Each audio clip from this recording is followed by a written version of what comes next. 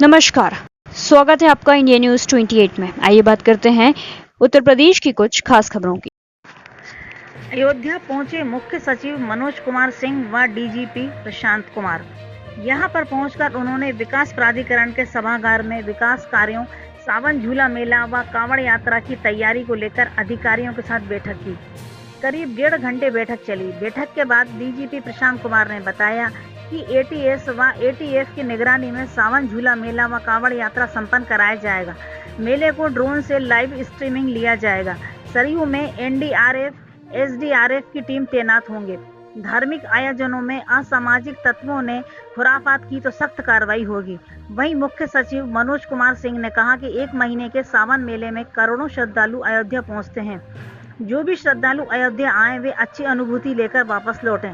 मुख्यमंत्री जी का आदेश है कि उनकी चिंता भी है आने वाले श्रद्धालुओं के लिए अयोध्या में अच्छी व्यवस्था हो।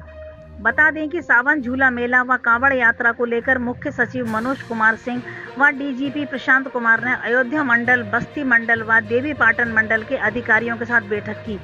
आइए जानते हैं मनोज कुमार सिंह मुख्य सचिव उत्तर प्रदेश सरकार और प्रशांत कुमार डीजीपी ने क्या कहा। अयोध्या से जिला ब्यूरो चीफ बिस्मिल्लाह खान की रिपोर्ट। मेला और सावन झूला का जो मेला यहाँ पे आयोजित होता है, इसमें लाखों और एक दिन में लाखों और महीने भर के अंतराल में करोड़ों श्रद्धालु भाग लेने के लिए यहाँ पर आते हैं। ये जो भी व्यवस्थाएं बाकी विभागों के साथ मिलकर की जा रही हैं, इन सब का एक ही उद्देश्य और एक ही ध्येय है कि जो भी श्रद्धालु इसमें आ रहे हैं वो एक अच्छा अनुभव के साथ इसको संपन्न करें और फिर वापस लौटें एक अच्छी अनुभूति के साथ। माननीय मुख्यमंत्री जी की चिंता इस पे बनी हुई है कि जो भी ये आयोजन होने वाले हैं उनमें किसी भी तरह का विघ्न नहीं हो और हर तरह की अवस्थापना सुविधाएं समय से पहले पूरी हों। इसीलिए शासन पूरी तरह से कटिबद्ध है और इस बात के लिए लगातार मॉनिटरिंग भी कर रहा है कि जितने भी आवागमन के लिए मार्ग हैं उनमें गड्ढे न हों, व्यवस्थित हों। रास्ते में आने वाले श्रद्धालुओं के लिए जो कैंप लगाए जाते हैं वो एक्सप्रेसवे या हाईवे से उचित दूरी पे लगाए जाएं ताकि कोई एक्सीडेंट का खतरा न हो। जो भी भंडारे लगते हैं वहाँ पे साफ़ सफाई की अच्छी व्यवस्था हो। जो वे साइड अम्यूनिटीज़ तैयार की जाती हैं आने के लिए, महिला के लिए, पुरुष के लिए वो अलग अलग, और वहाँ पे सफाई की निरंतर व्यवस्था बनाई रखी जाए। मंदिर, शिवालय जहाँ पे लोग जाते हैं जलाभिषेक के लिए, वहाँ पे निरंतर सफाई की व्यवस्था रखी जाए।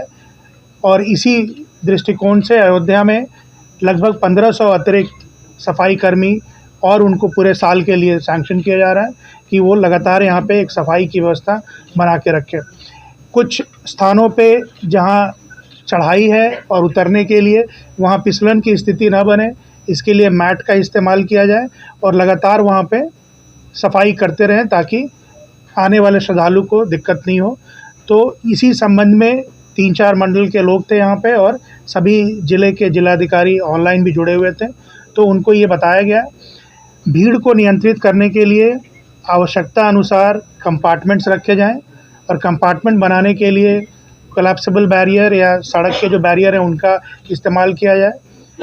इन्हें ये भी बताया गया है कि 2 लेवल के व्हाट्सएप ग्रुप बनाए जाएँ, एक सीनियर ऑफिसर्स के और एक नीचे कटिंग एज लेवल पे, और आसपास के ज़िले निरंतर एक दूसरे से उसके माध्यम से संपर्क में रहें ताकि अगर यहाँ पे ज़्यादा क्राउड है तो कहीं और से जो आ रहा है उसको समय से रेगुलेट कर सकें। ये भी स्थानीय प्रशासन को बताया गया है कि श्रद्धालु जो बाहर से आ रहे हैं, ट्रैक्टर ट्रॉली पे ज़्यादा लोग आते हैं, तो उनको यथा नज़दीक, मतलब जितना नज़दीक वो शहर के और मंदिरों के आने दिया जा सकता है वहाँ पर उनकी पार्किंग कराएं। ऐसा ना हो कि 5 किलोमीटर 10 किलोमीटर दूर पार्किंग कर दी और उनको मंदिर तक पहुँचने में दिक्कत हो रही है।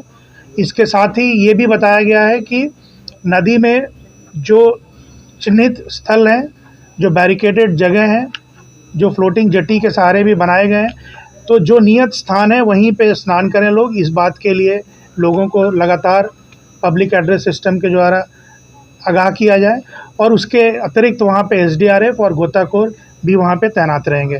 तो इस तरह से सभी व्यवस्थाएं अच्छे स्तर की हों और बहुत माकूल इंतजाम हो, इसके लिए निर्देश सभी प्रशासन को दिए गए हैं। सावन शुरू होने वाला है, भीड़ जहाँ क्राउड ज़्यादा होता है, पार्किंग की तो व्यवस्था की गई, मगर जो पार्किंग है बारिश की वजह से गाड़ियाँ कहीं फंसने को कुछ जैसे मुझे बताया कि 15,000 गाड़ियों की पार्किंग की व्यवस्था है और अतिरिक्त पार्किंग के लिए टेम्पररी जगह ये लोग लेते हैं। तो 2 तरह की व्यवस्थाएं सुझाई गई है। एक तो वो लैंड एक्वायर करने के लिए जो प्राइवेट पार्किंग है वो टाइम टेकिंग होगा, वो अभी इन दिनों में नहीं हो पाएगा। लेकिन ये बताया गया है डीएम्स और एसएसपी को कि आप एक राउंड जाकर इन साइट्स को मौके पर देख लीजिए, और जहाँ किसी पार्किंग में आपको ऐसा लगता है कि वहाँ बारिश की वजह से दलदल की स्थिति बनेगी, तो वहाँ पे बालू या ईंट वगैरह या छाई वगैरह डालकर और उसको व्यवस्था बनाएं। ये भी कहा गया है कि क्रूशियल जगहों पे क्रेन और हाइड्रा की व्यवस्था रखी जाए ताकि पार्किंग में अगर कोई फंस गया तो उसको भी निकाला जाए। एक तो फंसने की स्थिति बननी नहीं चाहिए, उसकी तैयारी होनी चाहिए, लेकिन अगर कहीं इस तरह की गाड़ी फंस जाती है या ट्रैफिक में कोई व्यवधान होता है तो क्रेन आदि की व्यवस्था होनी चाहिए ताकि उसको तुरंत हल किया जा सके। सर, किस तरीके से खाते हैं वो किसी अफोर्ड नहीं कर सकते, किसी होटल में जाएं, ऐसी जगह पे जाएं, तो उनके लिए किस तरीके की, क्योंकि ये नव्य अयोध्या है, किस तरीके की व्यवस्था की जाएगी, लकड़ी या केरोसिन या क्या, किस तरीके की? देखिए, जो यहाँ पे ज़्यादातर लोग आते हैं वो जिस दिन आते हैं उसी दिन वापस भी जाते हैं। 80-90% इस तरह के श्रद्धालु होते हैं। और ये आपकी बात सही है कि कई श्रद्धालु आते हैं तो अपना खाना यहाँ पर खुद बनाते हैं, लेकिन वो अपना खाना बनाने की व्यवस्था लेकर चलते हैं अपने ट्रैक्टर के साथ, और वो नियत स्थान है जहाँ पर वो अपना खाना बनाते हैं और फिर खाना खाते हैं। तो हमारी तरफ से ये निर्देश जिला प्रशासन को है कि एक तो रेस्टोरेंट वगैरह भी रीज़नेबल चार्ज करें, दूसरा जो श्रद्धालु अपना खाना बनाते हैं उनके लिए स्थान नियत है, वहाँ पर उनको फैसिलिटेट किया जाए। साफ़ पानी की वहाँ व्यवस्था होनी चाहिए और शेड वगैरह की व्यवस्था होनी चाहिए ताकि अगर बारिश का आसार बनता है तो उसमें भी उन्हें तकलीफ़ ना हो और अपना वो खाना समय से और सही तरीके से बना सके। Thank you. 4 जून के बाद से सर अयोध्या जी को लेकर सोशल मीडिया और तमाम जगहों पर बताया जा रहा है, अयोध्या जी को बदनाम करने की बात चल रही है, गड्ढे दिखाए जा रहे हैं, गलत वीडियो पोस्ट किया जा रहा है, तो इसको लेकर सर किस तरीके से इन सब चीज़ों को इसमें हम लोगों ने 6 सहायता केंद्र भी बनाए जाएंगे। हाँ बिल्कुल, कई जगहों पर 25 सहायता केंद्र ऐसे बनाए जा रहे हैं जहां रास्ता के बारे में जानकारी देने के लिए, लॉस्ट एंड फाउंड अगर खोए हुए लोग हैं उनके बारे में बताने के लिए। ये भी तैयारी की जा रही है कि जहां भी लोग ज़्यादा इकट्ठा हो रहे हैं वहां पे डॉक्टर्स की टीम हो जिसमें महिला पुरुष दोनों ही चिकित्सक हों, ऑक्सीजन की व्यवस्था रखें, फर्स्ट एड किट की व्यवस्था जगह जगह पे रखें।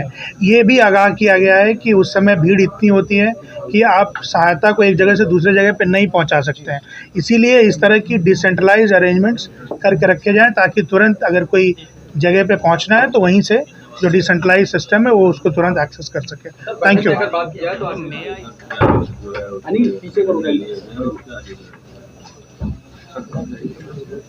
सावन महीने के दौरान जो कांवड़ चलती है और उसके अतिरिक्त जो यहाँ श्रावण जुड़ा मेला आयोजन अयोध्या में होता है, इस संबंध में जो अंतर्विभागीय समन्वय के लिए मुख्य सचिव महोदय और मैं स्वयं लोग लखनऊ से आए हैं। यहाँ उपस्थित अधिकारियों के अतिरिक्त अन्य मंडल और जोन के अधिकारी भी यहाँ मौजूद रहे। इस दौरान श्रद्धालुओं के आने जाने के रास्ते और उन्हें किसी तरह की कोई असुविधा न हो, इसके लिए विभिन्न विभागों के साथ चर्चा हुई। शासन के तरफ से यही प्रयास होगा कि जितने भी श्रद्धालु आ रहे हैं उनको हम बेहतर से बेहतर सुविधाएं मुहैया कराएं, जिससे कि उन्हें कोई असुविधा न हो। इस दौरान सुरक्षा व्यवस्था चाक चौबस रहे, इसके निर्देश दिए गए हैं। पर्याप्त पुलिस बल प्रत्येक धार्मिक स्थलों पे लगाया जाएगा। इसके अतिरिक्त जो कांवड़ शिविर लगेंगे या जो जिस रास्तों से श्रद्धालु आएंगे उनके रहने इत्यादि की जगह पे भी सुरक्षा व्यवस्था कराई जाएगी। अयोध्या जी में विशेष व्यवस्थाएं घाटों पे भी रहेंगी, यहाँ के प्रमुख मंदिरों पे भी रहेंगी, जहाँ ज़्यादा से ज़्यादा भीड़ रहती है वहाँ मेडिकल की सुविधा भी रहेगी।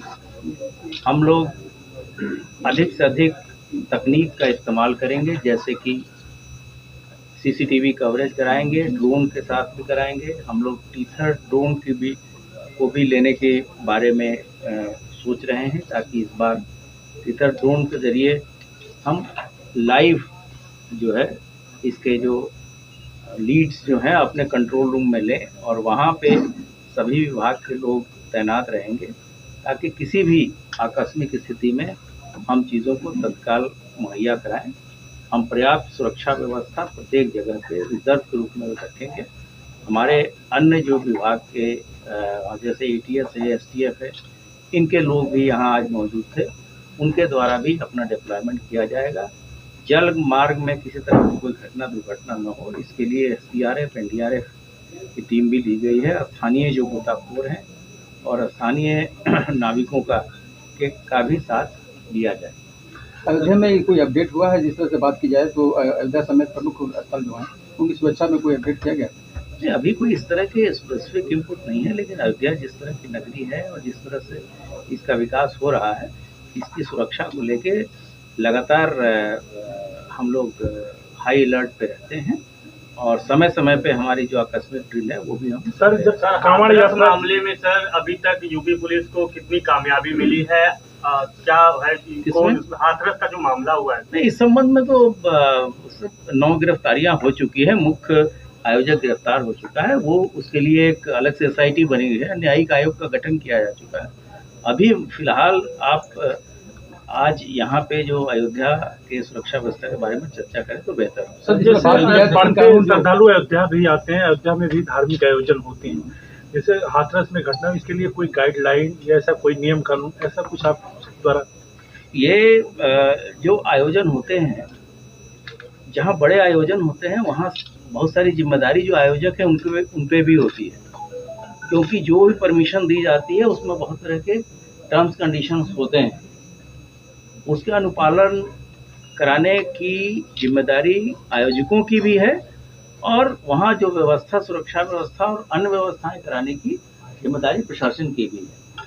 तो मुझे नहीं लगता कि अभी कोई इस तरह का आयोजन यहाँ होना है। हाँ, जो लोग हमारे श्रद्धालु आएंगे वो उसको लेके किस तरह से क्राउड को कंट्रोल करना है, इसके बारे में भी एक यहाँ व्यापक चर्चा भी हुई है। और यहाँ पे उस संबंध में पहले से भी आपने देखा होगा, उससे बड़े बड़े आयोजन यहाँ हुए हैं, और सभी चीज़ें सब तरीके से संपन्न कराएंगे। सर, कांवड़ की समीक्षा कर रहे थे, और कांवड़ कभी कभी ऐसा देखने पड़ता है, जो पोहड़ गाने बजते हैं, कुछ लोग शराब पी के उत्पाद भी बचते। विगत दिनों में बस्ती में घटना हुई थी, तमाम तरीके से बवाल हुए थे, गाड़ियां भी फूकी गई थी, तो इसके रोकथाम के लिए किस तरीके से आप लोग कदम उठाएंगे? जो भी असामाजिक तत्व अगर इसमें इतने धार्मिक आयोजन में घुस के गड़बड़ी करने का प्रयास करेंगे, उस पर सतर्क दृष्टि भी रहेगी और कड़ी कार्रवाई भी की जाएगी।